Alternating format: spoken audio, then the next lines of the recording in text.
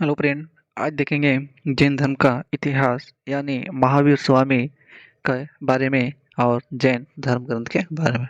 तो दोस्त, इससे पहले हम बौद्ध धर्म का इतिहास यानी उनकी स्टोरी पूरी अच्छी तरह से पढ़ चुके हैं। अब देखेंगे जैन धर्म का इतिहास। तो जो जैन धर्म है उसकी शुरुआत कहाँ से होती है वो देखते हैं। तो दोस्तों, जैन धर्म का उदय और उनके तीर्थंकरों के बारे में जानेंगे। जैसे कि वैदिक काल के आर्टिकल में हमने जाना था कि उत्तर वैदिक काल के अंतिम चरण में राजनीतिक स्तर और आर्थिक स्तर और सामाजिक स्तर में परिवर्तन आने लगा था। सनातन धर्म में भी कई तरह के कर्मकांड और आडंबर बढ़ गए थे। इस कर्मकांड और आडंबरों को रोकने के लिए समाज में नए नास्तिक धर्मों का भी उदय होने लगा। हम पहले बता चुके हैं कि कर्मकांड और आडंबर बढ़ गए थे। इसके लिए जो दो प्रकार के सामाजिक न्याय के लिए सामाजिक के लिए दो प्रकार के धर्मों को मतलब रोकने के लिए आए थे, एक नास्तिक और एक आस्तिक। तो दोस्तों, जो कि ईश्वर जैसी कई चीज़ों को जो नहीं मानते हैं वो नास्तिक कहलाते हैं, जैसे कि बौद्ध धर्म और जैन धर्म। बौद्ध धर्म और जैन धर्म की जो शुरुआत होती है 6ठी शताब्दी ईसा पूर्व की, यह परिस्थिति इन धर्मों का उदय का कारण बनता है। जिससे बौद्ध धर्म के बारे में पढ़ चुके हैं, अब देखेंगे जैन धर्म के। इससे पहले जैन धर्म के देखेंगे उनकी पृष्ठभूमि। जैन धर्म की देखेंगे पृष्ठभूमि। क्या देखेंगे? पृष्ठभूमि देखेंगे। तो कहता है कि वाचा के अनुसार जैन धर्म का इतिहास बहुत प्राचीन है और इस धर्म का प्रारंभ बहुत प्राचीन समय से हो गया था, परंतु इस तथ्य के कोई प्रमाण नहीं है कि कब हुआ था, पहले हुआ था, इसका कोई परिमाण नहीं है। बोलता है जैन धर्म की ग्रंथ और साहित्य से बताया गया है कि जैन धर्म में कुल 24 तीर्थंकर हुए हैं। अगर जैन धर्म में बोले तो कुल कितने तीर्थंकर हुए हैं, तो हुए हैं कितने? 24 तीर्थंकर हुए हैं। और यहाँ से तीर्थंकर से तात्पर्य है संस्थापक या गुरु। तीर्थंकर से क्या तात्पर्य है? संस्थापक या गुरु, संस्थापक या गुरु, संस्थापक, संस्थापक या गुरु, संस्थापक या गुरु किसे तात्पर्य है? तो तीर्थंकर से। तीर्थंकर का मतलब संस्थापक या गुरु। कहता है जिन्होंने जैन धर्म को आगे बढ़ाने का प्रयास किया और उस पर कार्य भी किया था। कौन लोग? तीर्थंकर लोग। जैन धर्म के 24 तीर्थंकर कुछ इस प्रकार हैं। जैसे आप सुनते जाइए, एक कहानी की तरह पूरा आपके दिमाग में 1 से 2 बार सुनेंगे तो पूरा एक ही वीडियो में आपको जैन धर्म समझ में आ जाएगा। तो जो 24 तीर्थंकर थे वो इस प्रकार है। पहला ऋषभदेव, अजितनाथ, स्वभावनाथ और अभिनंदन, सुमितनाथ, पद्मा प्रभु, सुपार्श्वनाथ, चंद्रा प्रभु। उसके बाद सुविधनाथ, शीतलनाथ, श्रेयसनाथ। उसके बाद वासुपूज्य, विमलनाथ, अनंतनाथ, धर्मनाथ, शांतिनाथ, कुंथुनाथ, अरनाथ, मल्लीनाथ।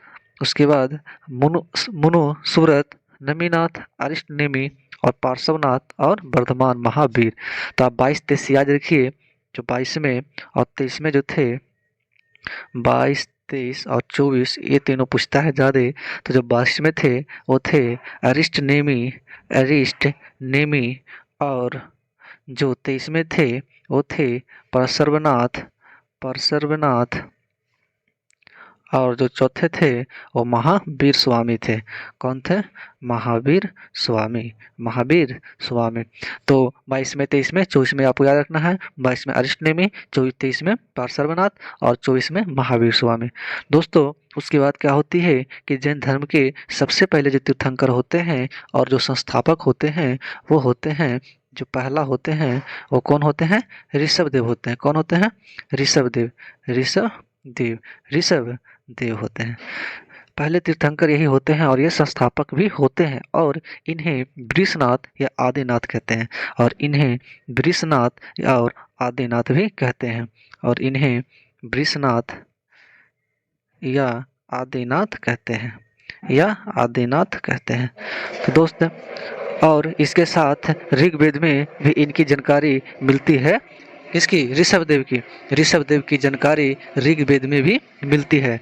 तो और कहता है आगे, इसके साथ साथ जैन धर्म के 22 तीर्थंकर अरिष्टनेमी को भी जानकारी हमें ऋग्वेद में मिलती है।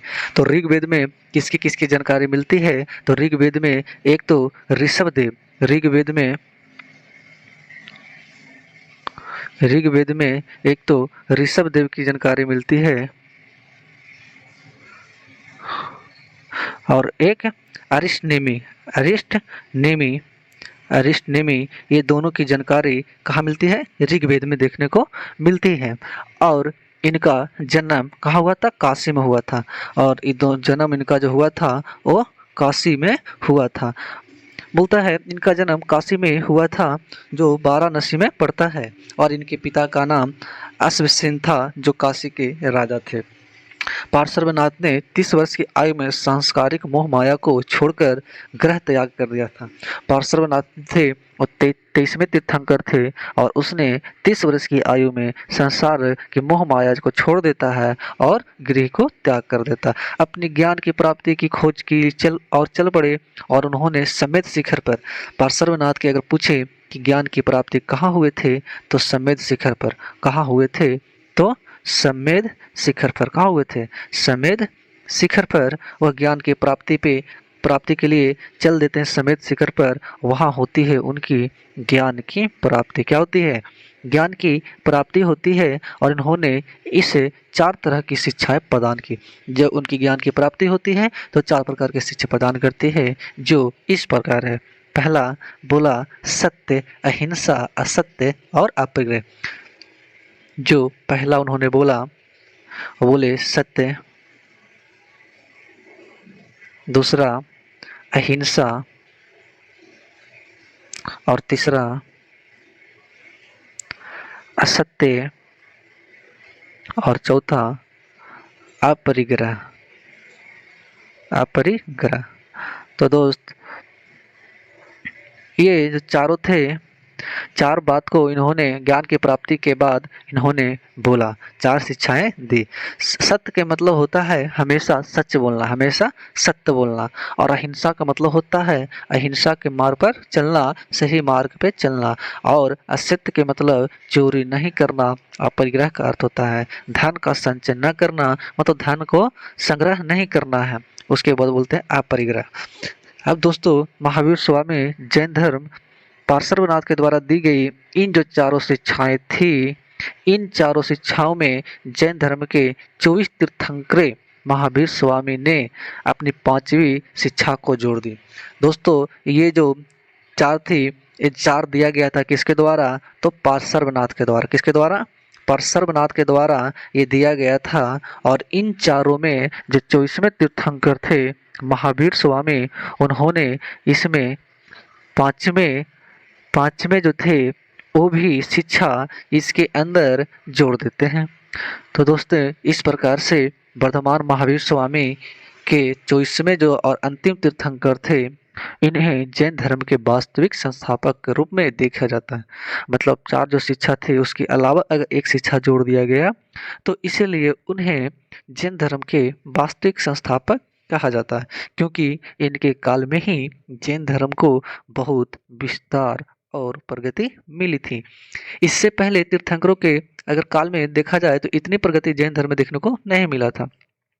तो दोस्तों अब देखेंगे हम महावीर स्वामी के उसकी पृष्ठभूमि और उसकी जन्मभूमि।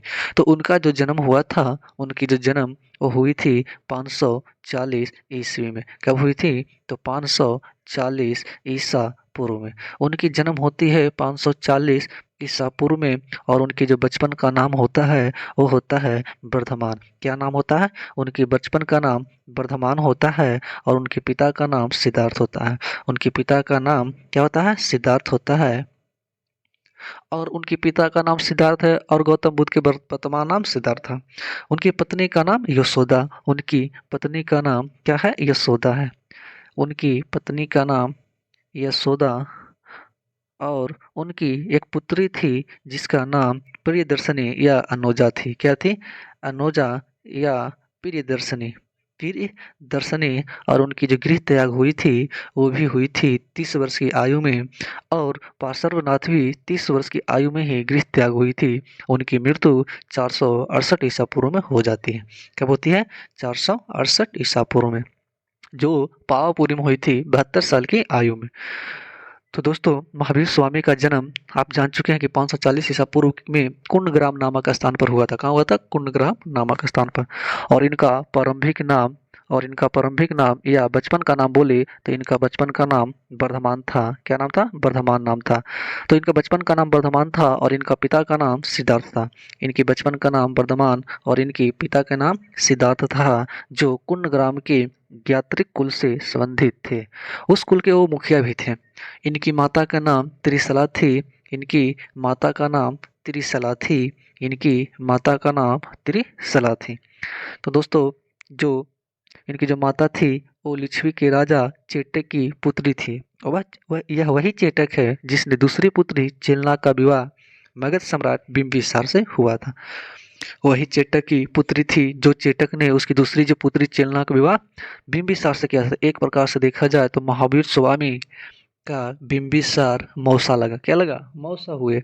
और इस प्रकार महावीर स्वामी और बिंबिसार एक पारिवारिक संबंध है। क्यों? क्योंकि महावीर स्वामी का जो बिंबिसार था वो एक प्रकार से मौसा का रिश्ता था। इनकी पत्नी का नाम यशोदा था। इनकी पत्नी का नाम यशोदा था। इनकी पत्नी का नाम यशोदा था। ध्यान रखना दोस्तों, इनकी पत्नी का नाम यशोदा था। आगे देखते हैं। इनकी पत्नी का नाम जो यशोदा था, जिसमें एक पुत्री की प्राप्ति होती है। जो पत्नी होती है यशोदा, उनसे एक पुत्री की प्राप्ति होती है जिसका नाम अनुजा या प्रियदर्शनी रखा था। कहता इन्होंने ज्ञान की प्राप्ति के लिए अपने सांसारिक मोह छोड़कर 30 वर्ष की आयु में बड़े भाई नंदीवर्धन से आज्ञा प्राप्त करके गृह को त्याग कर देता है। जब गृह त्याग करता है तो महावीर स्वामी क्या करते हैं? ज्ञान की प्राप्ति के लिए जगह जगह भटकते रहते हैं। और इसी प्रकार से उन्हें 12 वर्ष हो जाती है भटकते भटकते। अब 12 वर्ष बाद 42 वर्ष की उम्र में वो एक जाम्बिक ग्राम नामक स्थान पर, कहा जाम्बिक नामक ग्राम स्थान पर, जाम्बिक नामक ग्रामक स्थान पे उन्होंने रिजुपालिका नदी के तट पर उन्हें ज्ञान की प्राप्ति होती है।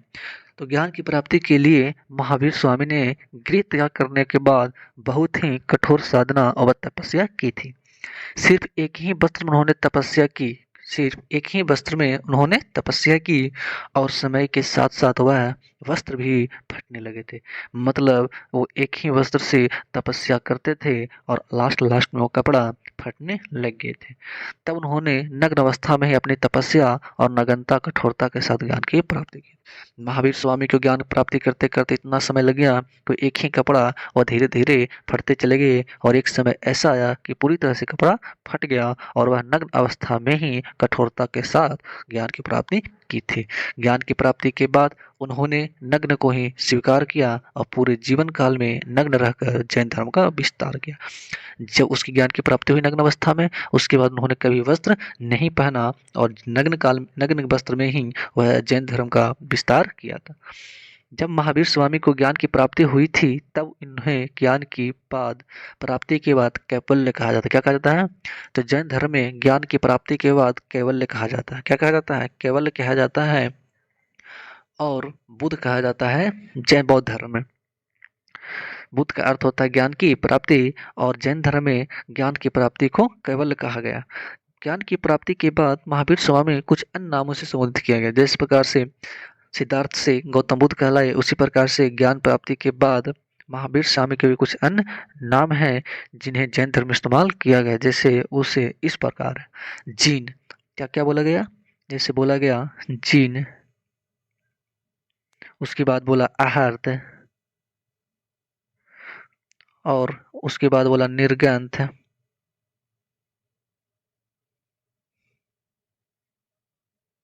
निर्गंथ और कुछ लोग महावीर बोले ज्ञान की प्राप्ति के बाद।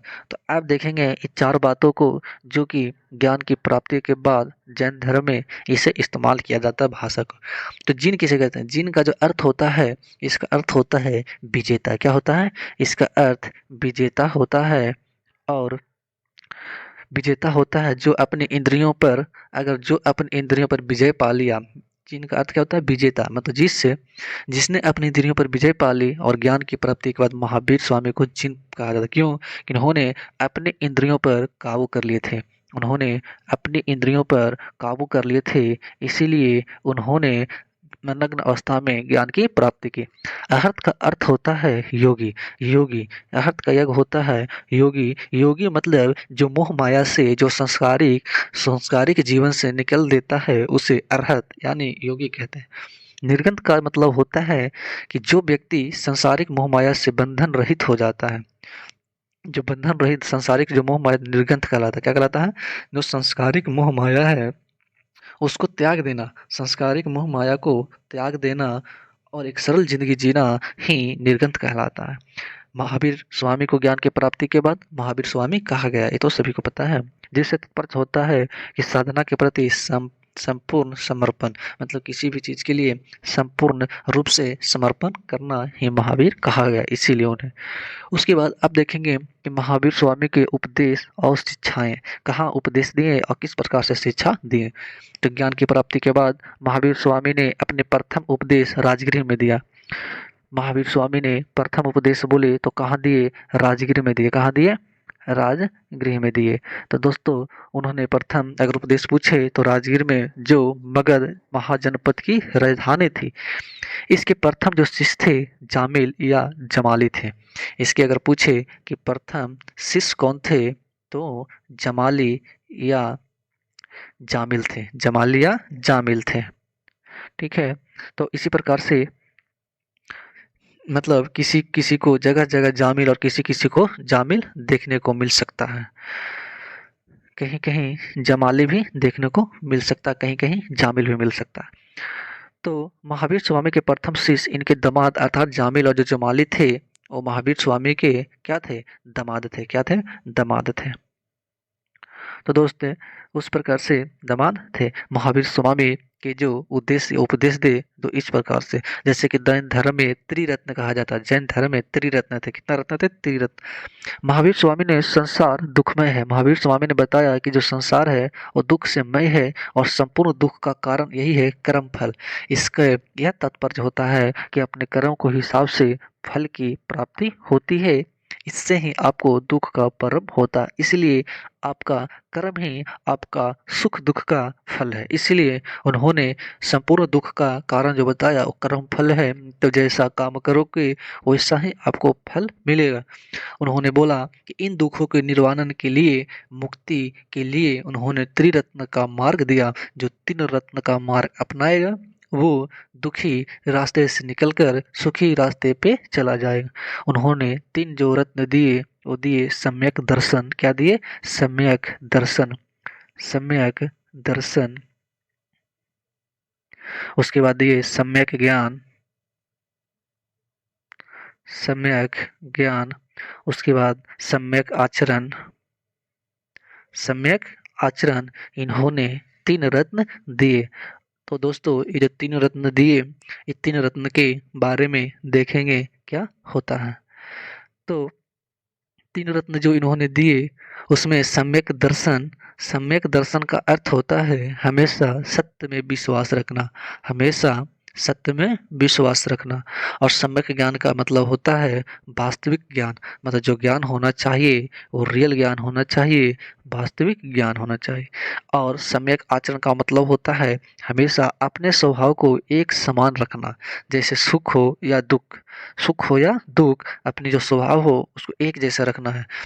सुख हो या दुख सभी परिस्थितियों में समान भाव रखना चाहिए। ये नहीं कि दुख हुआ तो रोने लगे और सुख हुआ तो हंसने लगे। सुख दुख हमेशा जीवन का एक लक्ष्य होता है, जीवन का एक अंग होता है।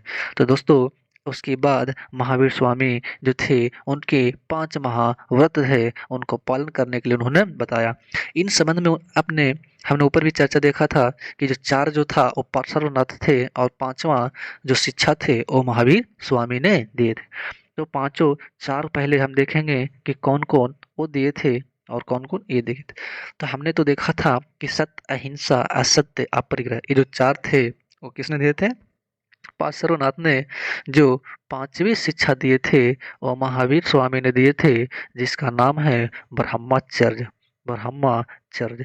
तो दोस्तों क्वेश्चन पूछता है कि ब्रह्मचर्य जो शिक्षा 5वीं शिक्षा है वो किसने जोड़ा था? तो महावीर स्वामी ने। महावीर स्वामी ने। किसने जोड़ा था?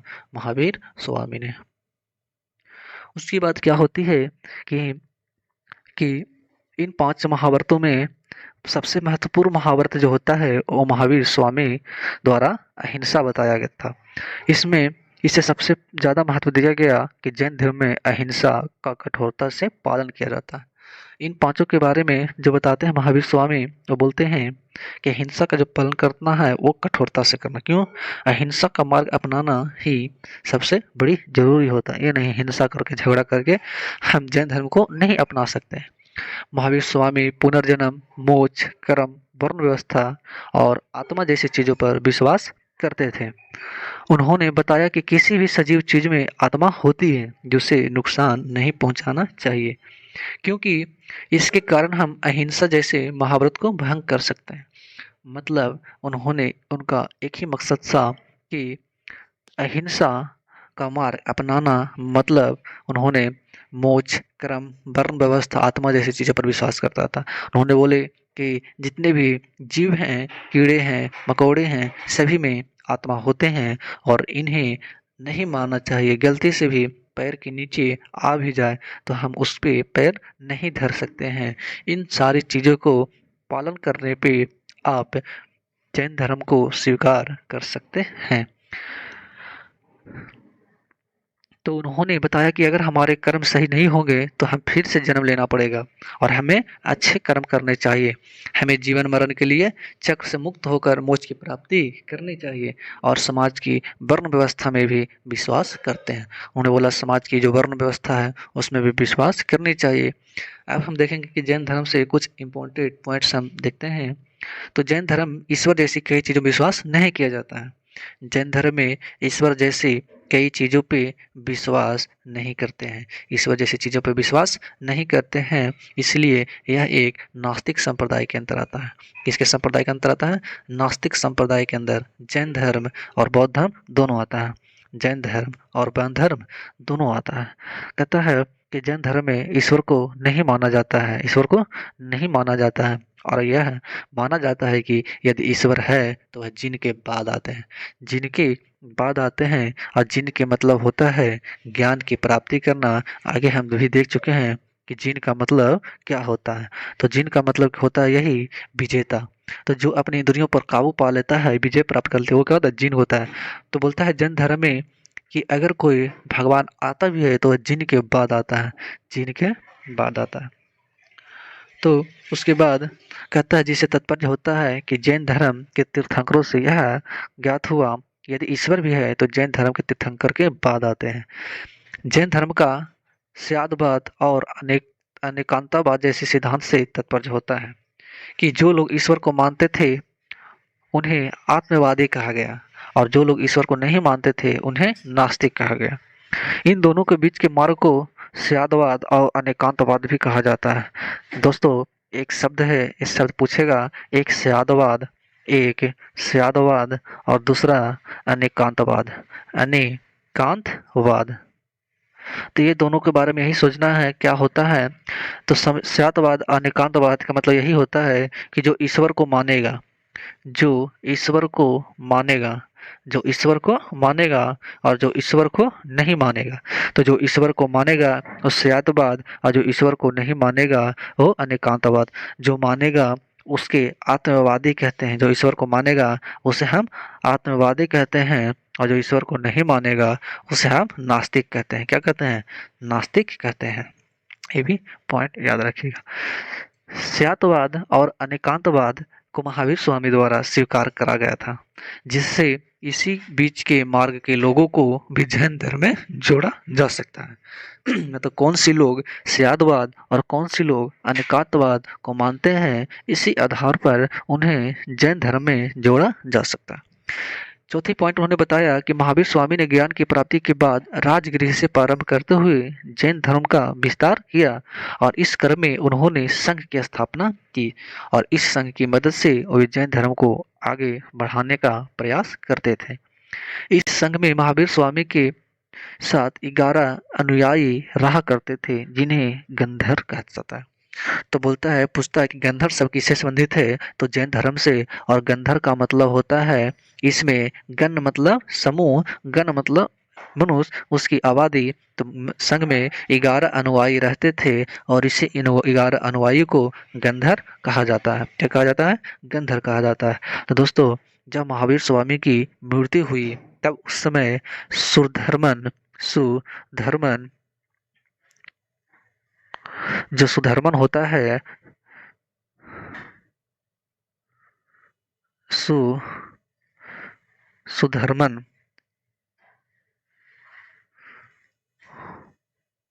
सुधर्मन क्या करता है कि सुधर्मन संघ के प्रमुख या अध्यक्ष रहता है। इन्होंने जैन धर्म को आगे बढ़ाने का प्रयास किया। किनकी मृत्यु के बाद? महावीर स्वामी की मृत्यु के बाद। महावीर स्वामी की जब मृत्यु होती है तो सुधर्मन ने जैन धर्म को आगे बढ़ाने का प्रयास करता है और वह इस संघ का प्रमुख या अध्यक्ष होता है। संघ का क्या होता है? ये अध्यक्ष होते हैं। कौन? सुधर्मन। दोस्तों, जैन धर्म का विस्तार और प्रचार जो हुआ था वो प्राकृत भाषा में हुआ था। जैन धर्म का अगर प्रचार और प्रसार की बात करें तो वो प्राकृत भाषा में हुआ था, और अगर बौद्ध धर्म की बात करें तो वह पाली भाषा में हुआ था। ये दोनों बात याद रखें। कहता है कि जैन धर्म में मोक्ष की प्राप्ति के समय प्राणों को त्यागने की विधि को बताया गया है। मतलब अगर मोक्ष की प्राप्ति करना है तो प्राण को त्यागना पड़ेगा, जो कि बहुत कठोर विधि है। इसमें यह बताया गया है कि इसमें भूखे रहकर अपने प्राणों को त्याग की प्रेरणा दी गई है। इस मोक्ष को प्राप्त करने के लिए उसकी दशा में मार्ग का वर्णन यही है कि इस विधि को सलेखना विधि या संथारा विधि भी कहा जाता है। तो सलेखना विधि का मतलब यही होता है कि मोक्ष की प्राप्ति के लिए प्राण को त्यागना ही कहलाती है सलेखना विधि या संथारा विधि।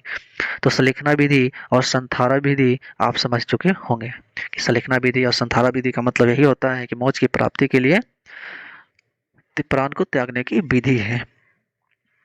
उसके बाद देखते हैं 9वां पॉइंट। बोला कि चंद्रगुप्त मौर्य जो भी अपने आखिरी समय में श्रवण बेलगोला चले गए थे। कहाँ गए थे? चंद्रगुप्त जो मौर्य थे, चंद्रगुप्त और मौर्य, और अंतिम समय में वो चले गए थे श्रावण श्रावण बेलगोला। कहाँ गए थे? श्रावण बेलगोला चले गए थे, और वहां जाने के बाद इस विधि के अनुसार भूखे पेट रहकर अपने प्राणों को त्याग दिए थे। तो क्वेश्चन ये पूछता है कि किस विधि के द्वारा चंद्रगुप्त मौर्य ने मोक्ष की प्राप्ति की थी? तो वह की थी सलेखना विधि या संथारा विधि। सलेखना सलेखना विधि और संथारा विधि। तो चंद्रगुप्त मौर्य ने मोक्ष की प्राप्ति जो किया था वो अंतिम पद में किया था, और मोक्ष की प्राप्ति का मतलब होता है सलेखना विधि से अपने प्राणों को त्यागना। फिर उसके बाद अब देखेंगे कि जैन धर्म में बहुत सारे सभाएं हुए। तो दोस्तों, जैसे हमने पिछले गौतम बुद्ध वाले आर्टिकल में भी देखे थे कि गौतम बुद्ध की मृत्यु होती है, उसके बाद बहुत सारी बौद्ध संगीतियाँ और सभाएं होती है, उनके विद्वानों और अनुयायियों द्वारा आयोजित कराई जाती है, जिसमें बौद्ध धर्म के ऊपर चर्चा और उसके आगे बढ़ाने के बारे में बात करते हैं। तो उसी प्रकार से जैन धर्म को भी देखेंगे तो उनकी सभा कौन से विद्वान और कौन से अनुयायी द्वारा कराई गई थी। तो मूल रूप से दो जैन सभाएं अलग अलग समय में आयोजित कराई गई थी। तो देखते हैं उसके बारे में कि दो जो सभा हुए थे वो कौन कौन सी सभा हुए थे। तो दोस्तों, जैन धर्म में दो सभा हुआ था, एक प्रथम जैन सभा और दूसरा जैन सभा। तो दोस्तों, क्या होती है? प्रथम जो जैन सभा होती है उसकी जो स्थान रहती है वो रहती है पाटलिपुत्रा। क्या रहती है? पाटलिपुत्रा या पाटलिपुत्र। उसके बाद है उसकी जो होती है वो 4वीं शताब्दी में होती है, और ईसा पूर्व में होती है 4वीं शताब्दी ईसा पूर्व में। उसकी जो अध्यक्ष होती है स्थूल भद्र। कौन होती है? स्थूल भद्र होती है। स्थूल भद्र होती है। और जैन इसमें बोला गया प्रथम जो जैन सभा उसने बोला कि जैन साहित्य में 12 अंगों का संकलन होगा। इसमें बताया गया कि 12 अंगों का संकलन होगा। इसकी बात प्रथम जैन संगीति में या प्रथम जैन सभा में बताया गया। अब देखते हैं कि दूसरी जो जैन सभा है उसके कुछ बिंदु देखते हैं।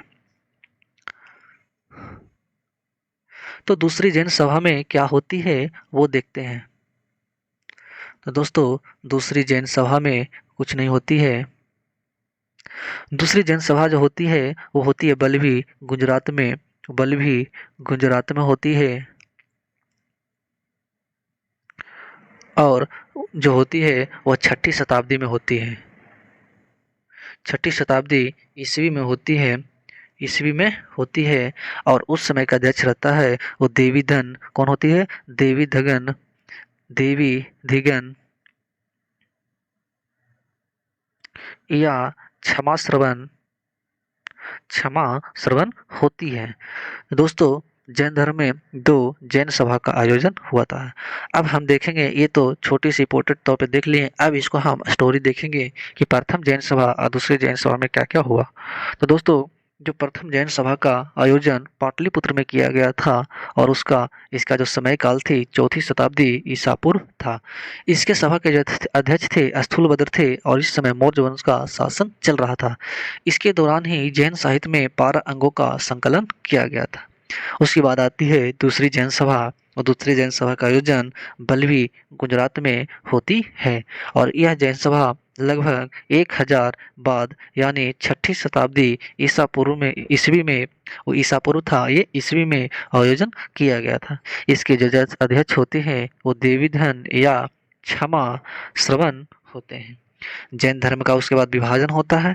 तो हमने ऊपर देखा कि महावीर स्वामी इस संघ की स्थापना की थी और इसके द्वारा लोगों को संघ में शामिल करने के लिए चले थे, जिसे गंधर कहते हैं क्योंकि उसके साथ 11 अनुयायी रहा करते थे। बाद में महावीर स्वामी की मृत्यु हो जाती है और इस संघ और गंधर्व के जो अध्यक्ष होता है वो सुधर्मन चुने गए थे, आप पहले भी देख चुके हैं।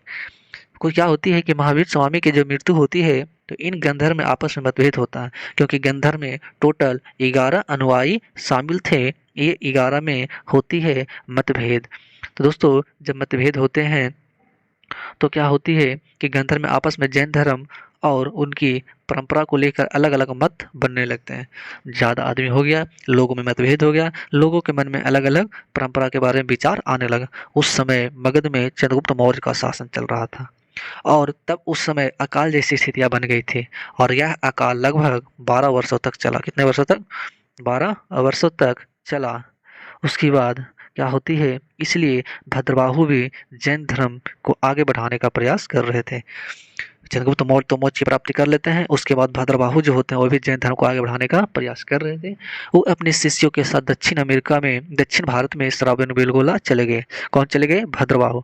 12 वर्षों तक चल रहा था अकाल। इसी दौरान भद्रबाहु जैन धर्म को आगे बढ़ाने के लिए प्रयास कर रहे थे और वह अपनी शिक्षा लेने के लिए वो भी चले गए कहाँ? श्रवण बेलगोला। कौन चले गए? भद्रबाहु। दोस्तों, भद्रबाहु चले गए श्रवण बेलगोला।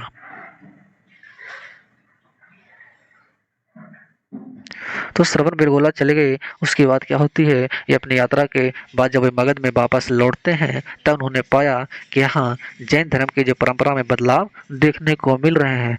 मतलब इन बदलावों को स्थूलभद्र के नेतृत्व में कर रहे थे, जो भद्रबाहु को स्वीकार नहीं था। और जो बदलाव का जो नेतृत्व कर रहे थे वो कर रहे थे स्थूलभद्र। कौन कर रहे थे? स्थूल भद्र। स्थूल भद्र उस बदलाव का नेतृत्व कर रहे थे जो भद्रबाहु को पसंद नहीं था, भद्रबाहु को पसंद नहीं था। उसके बाद क्या होती है, जिसके फलस्वरूप उस समय चंद्रगुप्त मौर्य का शासन चल रहा था और भारत में उस समय चंद्रगुप्त मौर्य का मगध में शासन चल रहा था और उस समय जैन धर्म दो भागों में बट गया था। तो दोस्तों, अब जैन धर्म जो होती है वो दो भाग श्वेतांबर और दिगंबर में बट जाती है। जो जैन धर्म होती है और जैन धर्म क्या होती है,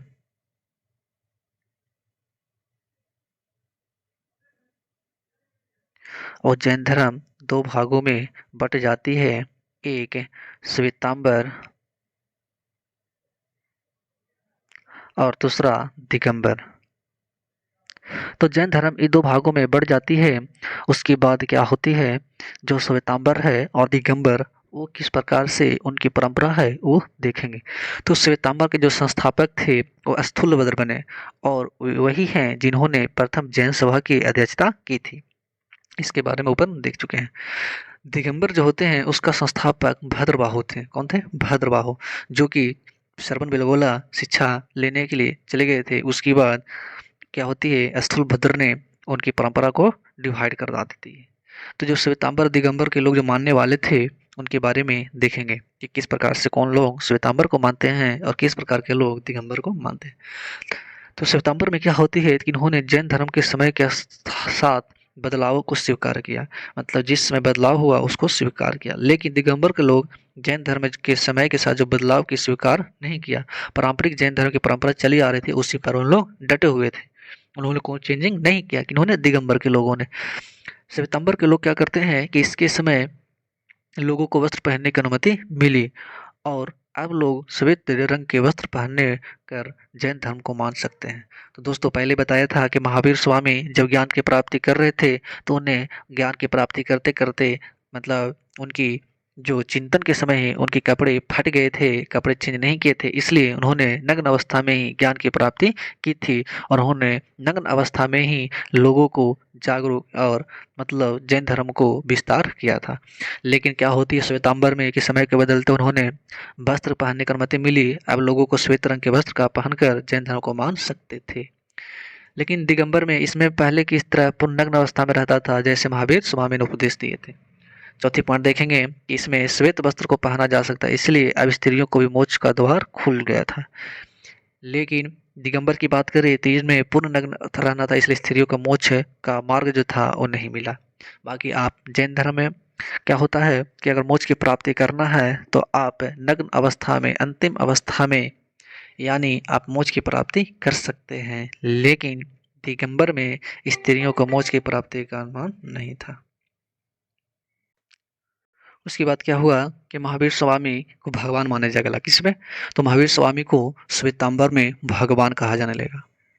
श्वेतांबर के जो जैन धर्म के दो भाग में श्वेतांबर में महावीर स्वामी को भगवान की दर्जा दिया गया, लेकिन दिगंबर में बोला कि महावीर स्वामी भगवान नहीं बल्कि एक सामान्य मनुष्य के रूप में देखा जाता है, सामान्य मनुष्य के रूप में देखा गया।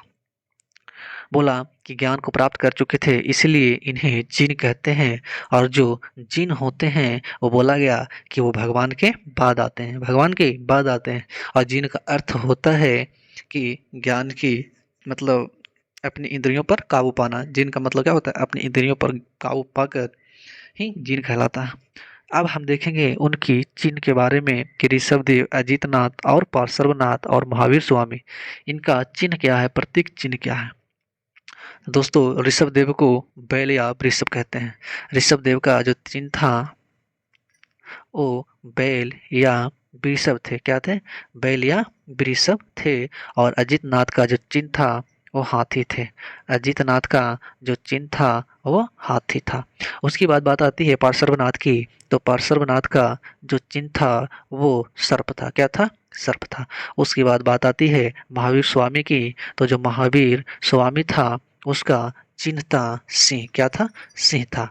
दोस्तों जैन धर्म एवं साहित्य, तो दोस्तों उसके बाद क्या होती है कि जैन धर्म और उनकी ग्रंथ जो होती है और जो साहित्य होती है कि कैसे पता चला कि किस समय के लोग क्या थे। जैसे कि हम लोग जाने हैं कि उस समय 24 तीर्थंकर थे, उसके ग्रंथ में जैन धर्म को कैसे मानना है उसके लिए ग्रंथ और साहित्य थे, तो उसके बारे में हमने देखा था। तो जैन धर्म का जो विस्तार और प्रचार और जो प्राकृत भाषा में किया गया था वो जैन धर्म के साहित्य थे, जैसे वो अर्धमागधी भाषा में उनका निर्माण किया गया था और इनसे ही जैन धर्म के बारे में जानकारी मिलती है। तो जैन धर्म का एक है ग्रंथ है जिसे अंग कहा जाता है। जैन धर्म का एक ग्रंथ है जिसे क्या कहा जाता है? अंग कहा जाता है। तो हम देखेंगे अंग के बारे में, तो अंग जो होता है वो जैन धर्म के मुख्य ग्रंथ है और इनकी जो संख्या है वो 12 है। इनकी संख्या 12 है और इसमें जैन धर्म के सिद्धांतों को बताया गया है और इसमें जैन धर्म के सिद्धांतों के बारे में बताया गया है, सिद्धांतों के बारे में बताया गया है। और इन 12 अंगों को संकलन प्रथम जैन सभा के दौरान किया गया था। इनकी जो संकलन किया गया था प्रथम जैन सभा के दौरान, और इसके संबंध में ऊपर भी हम चर्चा किए गए थे कि प्रथम जैन सभा में क्या हुआ था और क्या नहीं हुआ था। उसके बाद अगला जो ग्रंथ आती है उसकी नाम है उपांग। क्या नाम है? उपांग नाम है। क्या नाम है? उपांग। तो उपांग जो है उसके बारे में देखेंगे क्या है उपांग।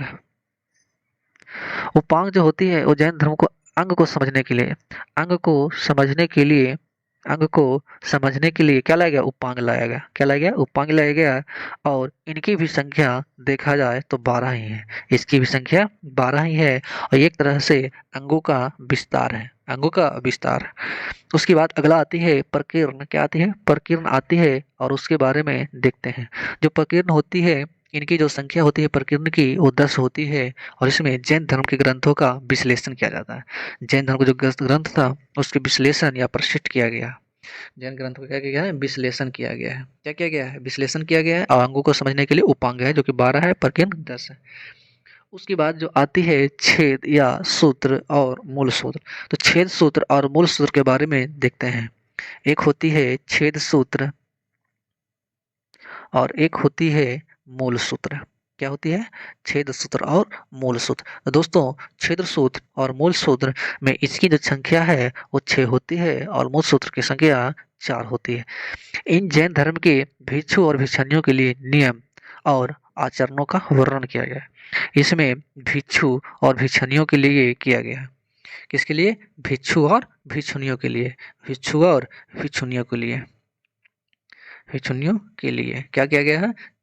छेद सूत्र और मूल सूत्र को चर्चा किया गया है। उसके बाद अगला जो सूत्र आती है वो आती है भगवती सूत्र। क्या आती है? भगवती सूत्र। भगवती सूत्र। तो दोस्तों, जो भगवती सूत्र है इसके इससे 16 जो महाजन पद है, 16 महाजन पद 16 महाजन पद उसकी जानकारी मिलती है। 16 महाजन पद की जानकारी पूछे तो भगवती सूत्र से मिलती है। और इसके बारे में महाजन पद वाले आर्टिकल में भी चर्चा देखेंगे कि महाजन पद में कैसे कैसे राजा आए और कैसे किस प्रकार से वह शासन चलाए। इसके साथ साथ भगवती सूत्र में महावीर स्वामी और दूसरे जैन तीर्थंकरों के जीवन चित्र के बारे में जानकारी प्राप्त होती है। उसके बाद अगला आती है कल्प सूत्र। आती है कल्प सूत्र। कल्प सूत्र। तो कल्प सूत्र जो होता है इसकी जो रचना करते हैं वो करते हैं भद्रबाहु। कौन करते हैं?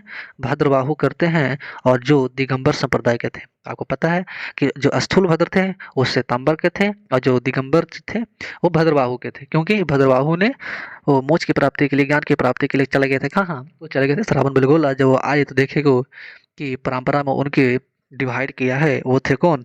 वे थे स्थूलभद्र। और संप्रदाय के संस्थापक भी देखा जाए तो कौन थे? भद्रबाहु, जो कल्पसूत्र की रचना किए थे। इसमें जो धर्म के जो प्रारंभिक इतिहास के बारे में वर्णन किया गया है, जैन धर्म के अगर प्रारंभिक इतिहास के वर्णन किया गया है तो वो कल्पसूत्र में प्रारंभिक इतिहास का वर्णन किया गया है। दोस्तों, जैन साहित्यों को आगम के नाम से भी संबोधित किया जाता है। अगर जैन साहित्य को, आगम का मतलब क्या होता है, तो जैन साहित्य का जो होता है उसे हम आगम भी कहते हैं। अब हम देखेंगे जैन धर्म के कला और परंपरा से जुड़े कुछ बिंदु। उस समय के परंपरा में किस प्रकार के कला का प्रयोग हुआ था। तो जैसे कि अब देखा है कि श्वेतांबर का मतलब होता है महावीर स्वामी की मूर्तियों का पूजा करने वाले लोग को श्वेतांबर कहा जाता है। बाद में कई जैन मंदिरों का निर्माण भी हुआ, इसीलिए इसे जैन कला को बढ़ावा मिला। क्योंकि जो लोग मंदिर की तरह उनको भगवान मानते थे तो उनको मंदिर का निर्माण किया और इस प्रकार से उनको पूजा पाठ करने का भी मिला। अब उनकी हम देखेंगे उस बिंदु पर एक प्रकाश डालते हैं। तो प्राचीन भारत में मूल रूप से दो तरह की मूर्ति कला का विकास हुआ, जैसे कि गंधार कला और मथुरा कला। तो दो तरह की कला का विकास होती है, एक गंधार कला, दूसरा मथुरा कला। तो गंधार कला का विकास उत्तर पश्चिम क्षेत्र में हुआ, जबकि मथुरा कला का विकास मथुरा क्षेत्र में हुआ। तो गंधार कला जो होती है वो उसमें बौद्ध मूर्तियों से जुड़ी हुई थी और मथुरा कला जैन धर्म से जुड़ी हुई थी। तो दोस्तों, जो गंधार कला था वो किससे जुड़ा हुआ था? तो जो गंधार कला था वो बौद्ध धर्म से जुड़ा हुआ था और जो मथुरा कला था वो जैन धर्म से जुड़ा हुआ था। जैन धर्म से जुड़ा हुआ था। जबकि मथुरा कला का विकास मथुरा क्षेत्र में हुआ और गंधार कला का जो विकास हुआ वो उत्तर पश्चिम भारत के उत्तर पश्चिम क्षेत्र में हुआ था। गंधार कला मुख्यतः बौद्ध की मूर्तियों से जुड़ी और मथुरा कला जैन धर्म की मूर्तियों से जुड़ी। गंधार कला को बौद्ध धर्म से जोड़कर देखा जाता है और मथुरा कला को जैन धर्म से, आप देख चुके हैं। दोस्तों, मध्य प्रदेश में चंदेल के जो शासक थे उसने खजुराहो के मंदिर का निर्माण कराया था। क्वेश्चन पूछता है किस वंश के शासकों ने खजुराहो के मंदिर का निर्माण किया? तो चंदेल के शासकों ने, और जिसमें हिंदू और जैन दोनों के मंदिर मिलते हैं। तो जो दोस्तों खजुराहो का जो मंदिर होता है इसमें खजुराहो का मंदिर जो बनाया था वो चंदेल के शासक ने बनाया था और इसमें जैन एवं बौद्ध दोनों का उल्लेख मिलता है, दोनों का मंदिर मिलता है। राजस्थान में सोलंकी शासक जो था उसके द्वारा माउंट आबू में दिलवाड़ा का जैन मंदिर का निर्माण कराया गया था। राजस्थान में सोलंकी के शासक माउंट आबू में स्थित है दिलवाड़ा का जैन मंदिर। दिलवाड़ा दिलवाड़ा का जैन मंदिर और जो स्थित है वो माउंट आबू में स्थित है। कहाँ स्थित है? माउंट आबू में। कहाँ स्थित है? माउंट आबू में स्थित है। और इसे अगर कोई बोला बनाया किसने थे, तो इसने सोलंकी के शासकों ने बनाया था। किसने बनाया था? सोलंकी के शासकों ने बनाया। और मुख्यतः यह बिमल शाह जी की सोलंकी शासकों के मंत्री थे। और कौन बनाए थे? बिमल शाह। किसने? अगर सोलंकी वंश के जो शासक बोले तो उसका नाम याद रखिए, बिमल शाह। बिमल शाह। तो दोस्तों इस दिलवाड़ा जैन मंदिर का निर्माण कराने का श्रेय दिया जाता है बिमल शाह को। चौथी पॉइंट देखते हैं, श्रवण बेलगोला जो कर्नाटक में जैन धर्म से जुड़े बाहुबली का विशाल मूर्ति है, जिसका निर्माण गंग वंश के मंत्री चामुंड राय द्वारा कराया गया था। तो दोस्तों जो श्रवण बेलगोला में जो जैन मंदिर है उसका निर्माण चामुंड राय के द्वारा, जो गंग वंश के शासक थे, श्रवण बेलगोला श्रवण बेलगोला का जो जैन धर्म का जो मंदिर है इसका निर्माण पूछे तो किसने कराया था? तो इसका निर्माण दोस्तों कराया था गंग वंश का एक मंत्री था। गंग वंश का एक मंत्री था जिसे चामुंड राय इनके द्वारा निर्माण किया गया था। और यहाँ पर 12 बरस में जैन धर्म का जो होता है और एक त्योहार मनाया जाता है। क्या मनाया जाता है? त्योहार मनाया जाता है, जहाँ जिसे महामस्तकाभिषेक को मनाया जाता है। मुख्य त्योहार यहाँ का है महामस्तकाभिषेक। महामस्तकाभिषेक। तो दोस्तों हम आशा करते हैं कि आप लोग जैन धर्म को अच्छी तरह से समझ चुके हैं। अगर आपको समझ में भी नहीं आ रहा है तो आप इसे 1 से 2 बार वीडियो को ज़रूर देखें या सुनें। खास कर आप सोने से पहले आप इस को ऑडियो मोड में, ऑटो मोड में करके अगर सुनेंगे तो आपको एक बार में समझ में कहानी की तरह आ जाएगा।